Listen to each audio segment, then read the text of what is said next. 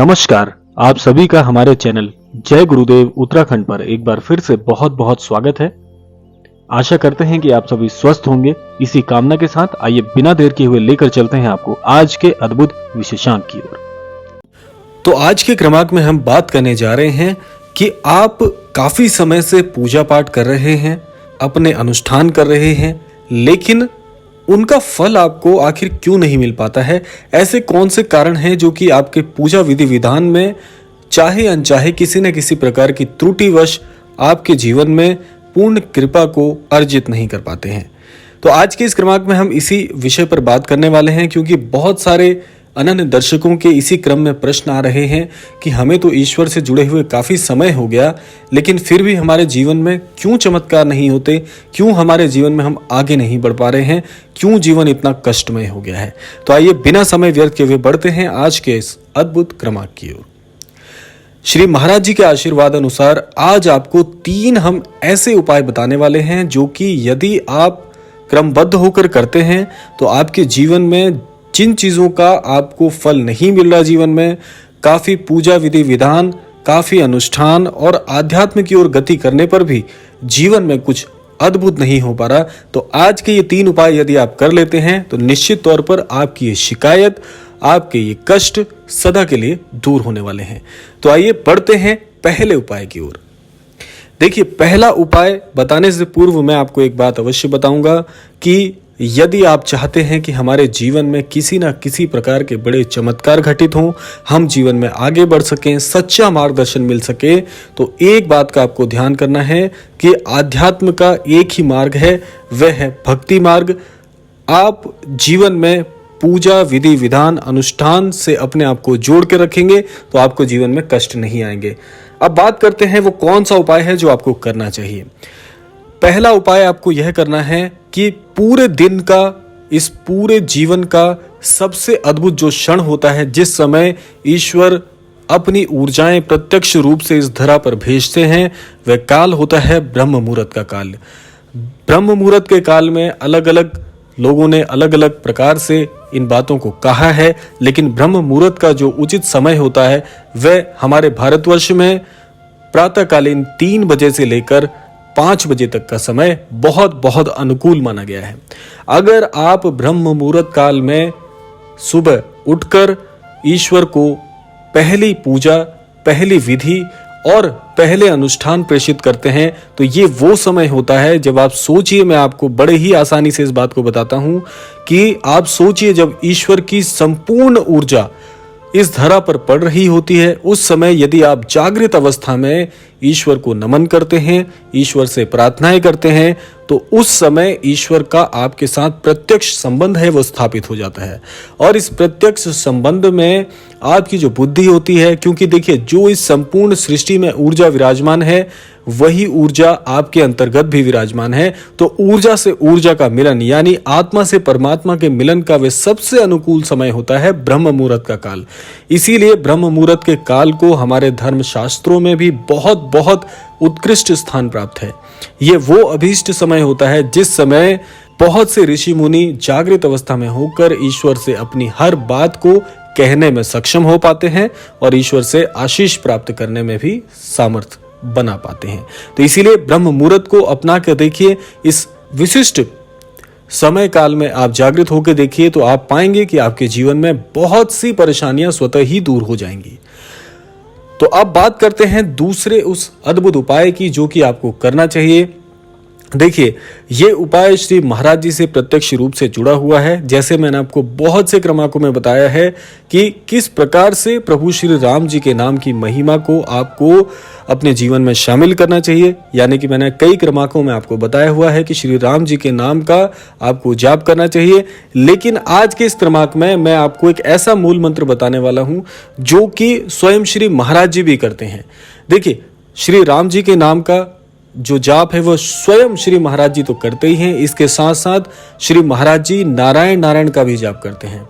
यानी कि आप एक मूल मंत्र और बना सकते हैं। यदि आप राम राम का जाप तो कर रही हैं, लेकिन इसके साथ साथ यदि आप नारायण नारायण का जाप भी प्रारंभ करते हैं। तो नारायण नारायण का जाप आप सभी जानते हैं कि स्वयं श्री महाराज जी भी करते हैं। इसके अलावा हमारे पौराणिक काल में यदि आप पीछे मुड़कर देखते हैं तो वहां पर स्वयं श्री नारद जी ने भी नारायण नारायण के नाम की बहुत महिमा गाई है।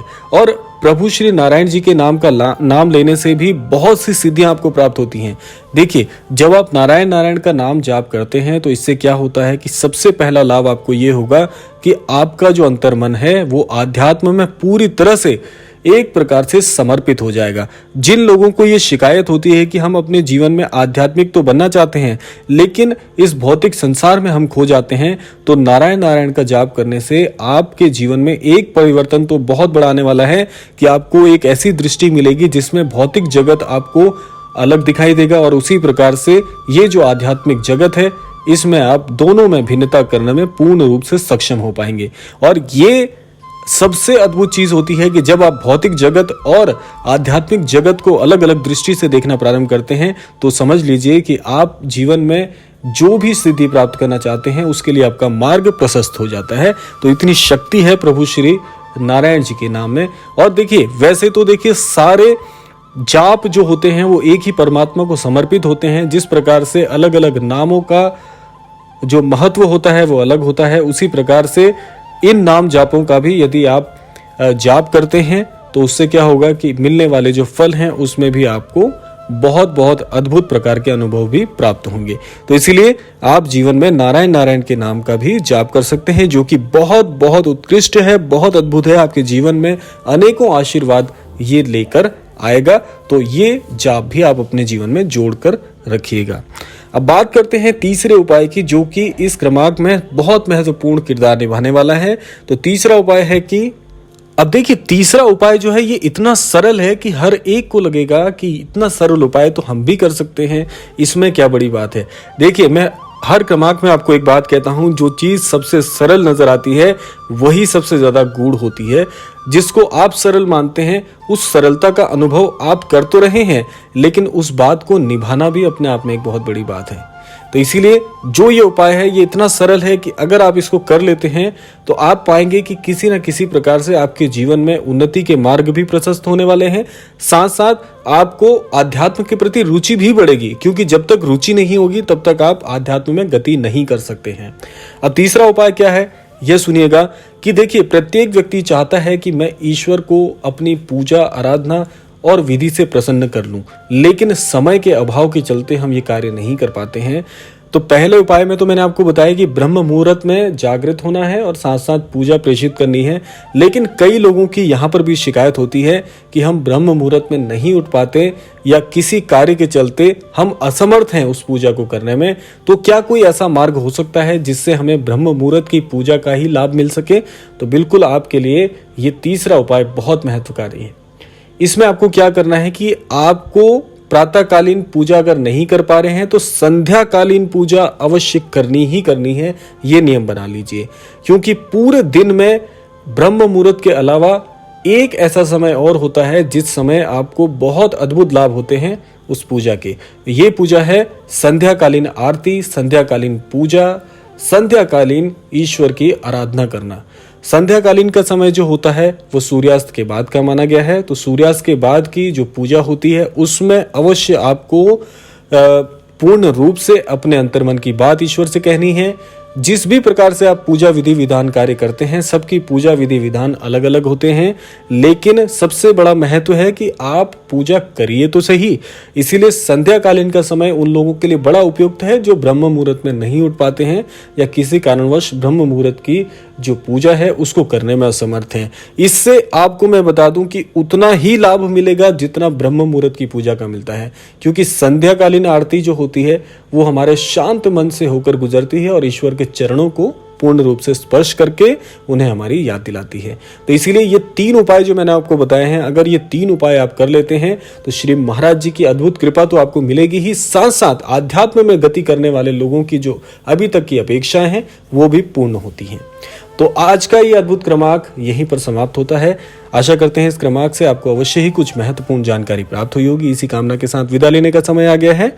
विदा लेने से पूर्व समय है प्रार्थना का। यही प्रार्थना करना चाहूंगा कि श्री महाराज जी आप सभी को सन्मति प्रदान करें, सद्बुद्धि प्रदान करें, इस संपूर्ण सृष्टि का, इस संपूर्ण लोक का कल्याण हो। इसी कामना के साथ विदा लेते हैं। मिलते हैं अगले क्रमांक में। तब तक के लिए जय श्री राम, जय गुरुदेव, जय उत्तराखंड।